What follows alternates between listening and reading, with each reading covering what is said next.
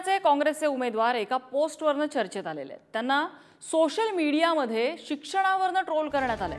8वी pass पुण्याचा अशिक्षित उमेदवार असं पोस्टर सोशल मीडियावर व्हायरल करण्यात आलंय। या पोस्टची सध्या पुण्यात मोठी चर्चा आहे। तर जनतेनं मला या आधीच पीएचडी प्रमाणपत्र दिलेलं आहे असं म्हणत धंगेकरांनी यावरती उत्तर दिलंय।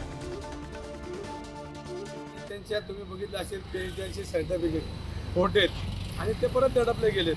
तुम्ही कोणाचं नाव घेत नाही, पण तो विषय नाही। त्या महाराष्ट्रामध्ये कर्मवीर गौरव पाटलांनी शाळा चालू केल्या।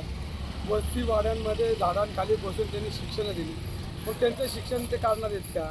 वसंतदादा पाटलांनी मेडिकल खुलं केलं या महाराष्ट्रामध्ये आणि या मेडिकलमध्ये त्यांचं शिक्षण काढणार आहे का?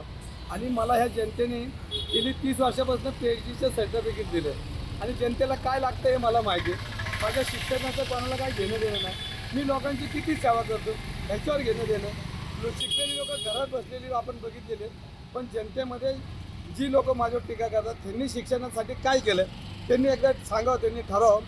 ट्रोलिंग करण्याची काही गरज नाही। ठीक आहे, एकदा तुम्ही बोलला तर ठीक आहे काय, परंतु राजकारणात आपण पाहिलेलं आहे की ज्यांचं शिक्षण अतिशय कमी आहे, वसंतदादा पाटील काय तसं काय फार पण अनेक पोस्ट ग्रॅज्युएट लोकांपेक्षा जे आहे त्यांनी क्रांती घडवून आणली या महाराष्ट्रामध्ये। वसंतदादांनी काम केलंच ना, तर तो प्रश्न नाही। काम किती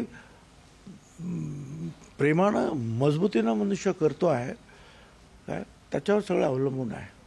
बाकी नंतर काय पोस्ट ग्रॅज्युएशन पण होतात, डबल टेबल फॉरेन रिटर्न पण असतात आणि फेल होतात, त्याला काय करायचं नाही। मी निवडणुकीच्या पहिल्या दिवसापासून हे ठरवलं, मी कुठल्याही उमेदवारावर व्यक्तिगत बोलणार नाही।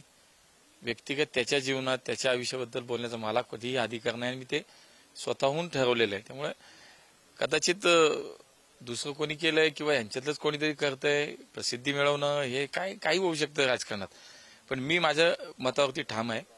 आजही मी पुन्हा तेच सांगेन की कुठल्याही प्रकारे मतदान होण्याच्या दिवसापर्यंत सुद्धा 13 मे पर्यंत सुद्धा माझ्या तोंडून कुठल्याही उमेदवाराच्या बाबतीत व्यक्तिगत टीका मी केली नाही आणि करणारही नाही। आम्ही पुणेकरांशी बोललो तर पुणेकर असं म्हणतात की आम्हाला सुशिक्षितच उमेदवार हवा। शेवटी हे पुणेकर त्यांचा निर्णय आहे।